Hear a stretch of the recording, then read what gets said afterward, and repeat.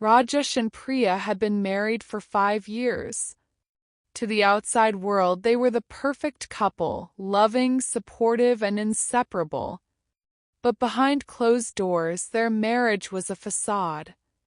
Rajesh, a successful businessman in Delhi, had been having an affair with his secretary Meera for over a year. Priya, a devoted wife, had no idea about her husband's infidelity. When Rajesh suggested they take a trip to the Maha Kumbh Mela in Prayagraj, Priya was thrilled. She saw it as an opportunity to rekindle their relationship and seek blessings for their future. Little did she know, Rajesh had a sinister plan in mind. Rajesh had been meticulously planning Priya's murder for months. He knew that the chaos of the Maha Kumbh Mela, with its millions of pilgrims, would be the perfect cover. He booked a hotel room in Prayagraj under a fake name and made sure to leave no trace of their journey.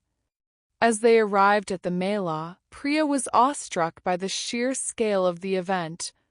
The air was thick with the scent of incense, and the sound of chanting filled the atmosphere. Rajesh, however, was focused on his plan.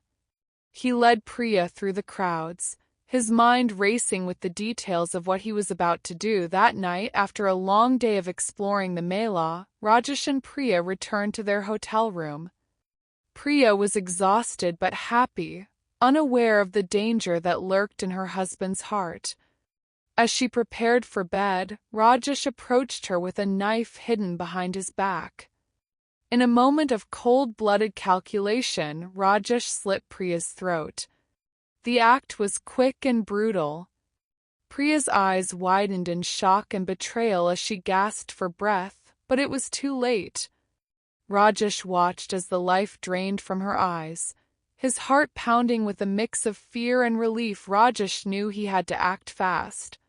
He wrapped Priya's body in a bedsheet and dragged it to the bathroom. He then cleaned the room meticulously, ensuring that no trace of the murder remained. He left the hotel in the dead of night, blending into the crowd of pilgrims who were still awake, lost in their devotion. The next morning, Rajesh reported Priya missing to the local police. He played the role of a distraught husband, pleading with the authorities to find his wife. The police, overwhelmed by the sheer number of people at the Mela, struggled to make progress in the investigation. Days turned into weeks, and Priya's disappearance remained a mystery. Rajesh returned to Delhi, confident that he had gotten away with murder. He resumed his affair with Meera, believing that his life would now be free of the burden of his marriage. But fate had other plans.